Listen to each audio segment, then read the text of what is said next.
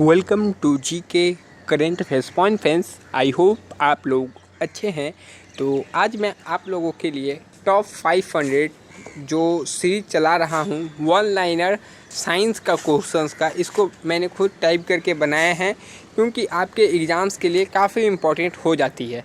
Navy MR के लिए मैंने क्या क्या करा रखा है, मैंने साइंस का पूरा कॉन्सेप्ट क्लास कराया है। पूरा वो कॉन्सेप्ट क्लास इतना इम्पोर्टेंट है कि उससे बाहर आपका कोई भी क्वेश्चन नेवी एमआर में नहीं आने वाला है।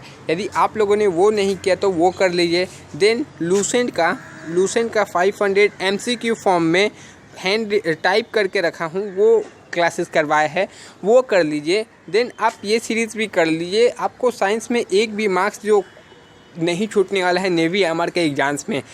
तो चलिए आज का ये क्लास स्टार्ट करते हैं। इसका पिछला क्लास हो चुका है, यदि आप लोगों ने वो नहीं देखा हो तो डिस्क्रिप्शन में लिंक है एंड प्लेलिस्ट बना हुआ है। तो चलिए, आप लोगों ने चैनल को सब्सक्राइब नहीं किया तो चैनल को सब्सक्राइब करके बेल आइकन प्रेस कर दीजिएगा। पहला क्वेश्चन है, किसने न्यूटन से पूर्व यह बता दिया था कि सभी वस्तुएं पृथ्वी की ओर आकर्षित होती है? न्यूटन ने तो बताया था कि सभी जो वस्तुएं हैं पृथ्वी की ओर आकर्षित होती है, पर उससे पहले जिन्होंने बताया था उनका नाम है ब्रह्मगुप्त। तो वहाँ से एक फोर्स का फॉर्मूला न्यूटन से हमेशा पूछ लिया जाता है, तो याद रखना चाहिए, force equal to G m1 into m2/r²। और एक बात यहाँ से पूछा जाता है, जियो स्टेशनरी सैटेलाइट की ऊंचाई कितनी है? तो वो है 36,000 किलोमीटर। ये कुछ इंपॉर्टेंट पॉइंट उस चैप्टर से मैंने बता दिया। गुरुत्वाकर्षण ग्रेविटेशन से जी का मान पूछा जाता है, तो 9.8 याद रखिए। आपको फिर यहाँ से फोर्स का यहाँ पर डायमेंशन पूछ सकता है, यूनिट पूछ सकता है, बाकी का मैंने उस चैप्टर में कराया है। चलिए, क्रिकेट की जो गेंद है किस कोण से मारा जाना चाहिए कि वो अधिकतम दूरी तय कर ले? यहाँ से आप क्रिकेट है, यहाँ से किस दूरी पे मारेंगे कि वो अधिकतम दूरी कर ले? तो आप 45 डिग्री का एंगल पे मारेंगे, इस एंगल पे, तो वो बहुत दूर जाके गिरेगी नीचे। यदि आप इस एंगल पे मारे तो ऐसे गिरेगी, इस एंगल पे मारे तो ऐसे गिरेगी। तो आपको जो मारना है ना कम एंगल ना ज़्यादा एंगल, आपको मारना एकदम 90 का मिडिल यानी 45 एंगल पे मारेंगे तो वो जो बॉल होगी काफ़ी दूर जाके गिरेगी। तो इसका सही आंसर क्या होगा? 33 से 45 डिग्री का कोण पे मारिएगा तो गिरेगा। चलिए नेक्स्ट क्वेश्चन देखते हैं। ऊष्मा एक प्रकार की ऊर्जा है जिसे कार्य में बदला जा सकता है। इसका प्रत्यक्ष प्रमाण सर्वप्रथम किसने दिया था? तो इसका जो सर्वप्रथम प्रत्यक्ष प्रमाण दिया था रमफोर्ड ने दिया था कि ऊष्मा जो है एक प्रकार की, it is a type of क्या एनर्जी में बदला जा सकता है, जिसे एनर्जी है जिसे कार्य में बदला जा सकता है। कार्य से बात याद आया, वर्क डन का फॉर्मूला क्या होता है? Force into displacement. Work done का यूनिट क्या होता है? वर्क का जूल। एक वर्क का एक और फॉर्मूला बन सकता है, फोर्स इंटू डिस्प्लेसमेंट हो गया। हाँ, बस ये याद रखिए, work done equal to force into displacement. Work done का यूनिट याद रखिए जूल। यहाँ से बेसिकली ये क्वेश्चन बनता है। नेक्स्ट है, ऊष्मा एक प्रकार की ऊर्जा है से ये हो गया। किस वैज्ञानिक ने सर्वप्रथम बर्फ़ के दो टुकड़ों को आपस में मिलाकर पिघला दिया था? वो वैज्ञानिक कौन थे जिन्होंने बर्फ़ के दो टुकड़ों को आपस में मिलाकर पिघला दिया था? तो उन वैज्ञानिक का नाम यहाँ नहीं दिया, मैं बताता हूँ। डेवी उसका नाम था, डेवी, जिन्होंने बर्फ़ के दो टुकड़ों को आपस में मिलाकर पिघला दिया था। नेक्स्ट है, वाष्प इंजन में उबलते हुए जल का तापमान किस कारण से उच्च रहता है? वाष्प इंजन जो होता है बॉयलर के अंदर उच्च दाब के कारण, जो बॉयलर के अंदर उच्च दाब होता है उसी के कारण उसका जो दाब रहता है वो क्या रहता है? ज़्यादा रहता है, उबलते, इसीलिए उच्च रहता है। नेक्स्ट देखिए, नेक्स्ट क्या है? तापमापी यानी थर्मोकपल थर्मोमीटर किस सिद्धांत पर कार्य करती है? तो जो थर्मोकपल थर्मोमीटर रहती है वो सीबेक के प्रभाव पर काम करती है, इफेक्ट ऑफ सीबेक के प्रभाव पर। नेक्स्ट है, पूर्ण विकिरण उत्तम मापी यानी टोटल रेडिएशन पाइरोमीटर, ये किस सिद्धांत पे कार्य करती है? तो स्टीफन के नियम पे यह कार्य करती है। चलिए नेक्स्ट देखते हैं। दूर की वस्तुओं जैसे सूर्य आदि का ताप किस तापमापी के द्वारा मापा जाता है? तो इसका आंसर हो जाएगा पूर्ण विकिरण उत्तम मापी द्वारा मापा जाता है। दूर की वस्तुओं जैसे सूरज आदि का ताप किसके द्वारा? तो पूर्ण विकिरण उत्तम मापी के द्वारा मापा जाता है। नेक्स्ट है, कितना तापमान होने पर पाठ्यक्रम सेल्सियस और फ़ारेनहाइट तापमापियों में एक ही होगा? मतलब जो सेल्सियस और फ़ारेनहाइट का माप होगा किस टेम्परेचर पे दोनों सेम होगा।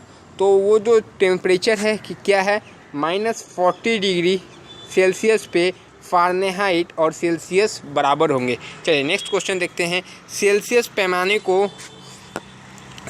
पैमाने को सेंटीग्रेड पैमाने को फ़ारेनहाइट स्केल के कितने डिग्री के बराबर होगा।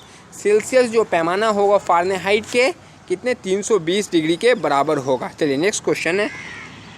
मानव शरीर का तापमान 98.6 फ़ारेनहाइट होता है, सेल्सियस स्केल में यह कितना होगा। जो फ़ारेनहाइट में 98.6 फ़ारेनहाइट होता है, इसको यदि आप सेल्सियस में दिखाइएगा तो वो नॉर्मल 37 डिग्री सेल्सियस होता है मानव शरीर का, ह्यूमन बॉडी का। नेक्स्ट है, अति लघु समय अंतरालों को सही मापने के लिए किसका प्रयोग किया जाता है। मतलब अति लघु जो बहुत कम समय है उसको मापने के लिए किसका प्रयोग किया जाता है। क्या आप जानते हैं? नहीं जानते हैं तो जान लीजिए, परमाणु घड़ियों का प्रयोग किया जाता है। मैं लिख दे रहा हूँ एक बार, परमाणु घड़ियाँ, इसका प्रयोग किया जाता है कम समय को मापने के लिए। नेक्स्ट है, एक मनुष्य का तापमान 60 डिग्री सेल्सियस है तो उसका तापक्रम फ़ारेनहाइट पे क्या होगा। तो ऊपर फॉर्मूला आपको मैंने टेम्परेचर में कहा कराया है, वहाँ से आप निकाल सकते हैं। तो वहाँ से जो फॉर्मूला था उस फॉर्मूले के हेल्प से जो निकलता है 140 डिग्री फ़ारेनहाइट। फार्मूला मैंने आपको टेम्परेचर वाले चैप्टर में कराया है कॉन्सेप्ट क्लास में। चलिए नेक्स्ट है, पानी का घनत्व किस ताप पर अधिकतम होता है।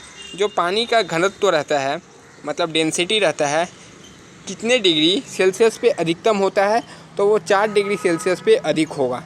नेक्स्ट चलिए, साइकिल के ट्यूब अधिकांश गर्मियों में क्यों फटते हैं। तो आप यदि साइकिल चलाते होंगे एंड आपका भी साइकिल होगा तो आपको पता होगा कि गर्मियों में हवा ज़्यादा भरने से साइकिल का ट्यूब फट जाता है। तो ये गर्मी के कारण ट्यूब फट जाता है, बस्ट कर जाता है। इसका एक कारण है एडियाबेटिक के चलते फटता है, एडियाबेटिक के चलते, पर वो आपके सिलेबस में नहीं है। बट आप याद रखिए कि गर्मी के कारण ही फूट जाता है, ट्यूब फट जाता है। नेक्स्ट है, किसी झील की सतह का पानी बस जमने ही वाला है, ठीक है।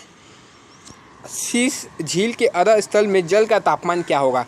मतलब यदि शीर्ष का पानी जमने वाला है और उसके अध स्थल में जल का तापमान कितना होगा, तो वो 4 डिग्री सेल्सियस होगा। कितना? 4 डिग्री सेल्सियस होगा।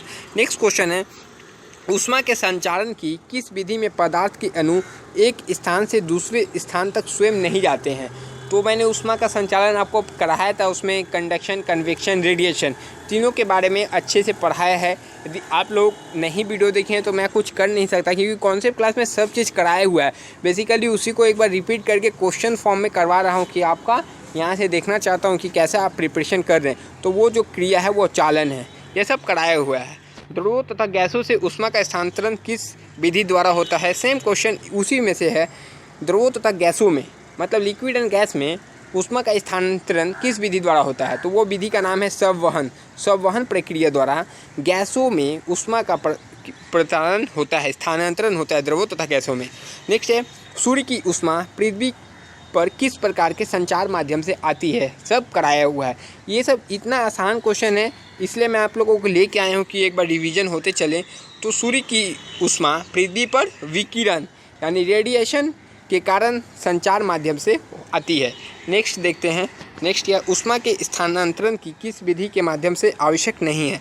तो ऊष्मा के स्थानांतरण की किस विधि में माध्यम आवश्यक नहीं है, तो वो जो विधि है किस में माध्यम नहीं, मतलब कोई मीडियम का ज़रूरत नहीं है। तो वो जो विधि है वो विकिरण में यानी रेडिएशन में कोई इसमें ये नहीं लगता, मतलब कोई जैसे ये नहीं लगता कि लिक्विड चाहिए, गैस चाहिए या कुछ चाहिए, इसमें कोई मीडियम की आवश्यकता नहीं है। तो नेक्स्ट क्वेश्चन है, ऊष्मा संचालन की वह विधि जिसमें माध्यम की कण की गति नहीं करते हैं, मतलब उसमें माध्यम के कण की मोशन नहीं होता है। तो वो कौन सी विधि है जिसमें कण की गति नहीं होती है। तो वो जस्ट विकिरण यानी रेडिएशन है। रेडिएशन में कण की गति नहीं होती है। देखिए एक जगह से कितना क्वेश्चन बन सकता है। आणविक संगठन के द्वारा ऊष्मा का संप्रेषण क्या कहलाता है। तो आणविक संगठन के द्वारा ऊष्मा का संप्रेषण क्या कहलाता है, तो वो संवहन कहलाता है। क्या? संवहन। सब कराया हुआ है। नेक्स्ट है, सूर्य विकिरण का कौन सा भाग सोलर कुकर को गर्म करता है। तो सूर्य विकिरण का कौन सा भाग है जो सोलर कुकर को गर्म करता है? तो वो क्या है? अवरक्त किरण। अवरक्त किरण जो है सोलर कुकर को गर्म करने का काम करता है। चलिए आगे बढ़ते हैं। धूप से बचने के लिए छाते में रंग संयोजन कौन सा सबसे अधिक उचित है? धूप से बचने के लिए ऊपर सफ़ेद नीचे काला यदि हो तो वो छाता काफ़ी हेल्पफुल रहेगा, क्योंकि देखिए ऊपर से यदि सादा रहेगा तो वो हीट को एब्जॉर्ब नहीं करेगा, और नीचे से काला रहेगा तो वो आपको हीट नीचे आने नहीं देगा। तो यदि आप खुद यदि छाता बनाते हैं गर्मी के लिए तो कोशिश कीजिएगा ऊपर सादा देने का, नीचे काला देने का, तो इससे आपको गर्मी कम लगेगी। चलिए आज का आखिरी क्वेश्चन है, किस विधि से ऊष्मा स्थानांतरण को न्यूनतम करने के लिए थर्मल फ्लास्क की दीवारों पर थर्मल फ्लास्क की दीवारों पर कलाई की जाती है? किस विधि से ऊष्मा स्थानांतरण को न्यूनतम करने के लिए थर्मल फ्लास्क की दीवारों पर कलाई की जाती है?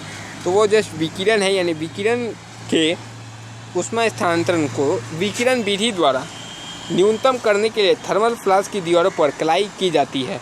तो उसका आंसर क्या होगा? विकिरण, यानी रेडिएशन के माध्यम से, रेडिएशन विधि से। तो आज का ये 25 क्वेश्चन यानी वन लाइनर तो ख़त्म हुआ है। यदि आप लोग यहाँ आए हैं तो चैनल को जरूर सब्सक्राइब कीजिएगा, और जो इसका पीछे भी वाला वीडियो नहीं देखा हो तो वो देख लीजिएगा। ये क्वेश्चन काफ़ी इंपॉर्टेंट है आपके एग्जाम की दृष्टि से देखते हुए। तब तक के लिए जय हिंद फ्रेंड, नेक्स्ट वीडियो में आपसे मिलेंगे।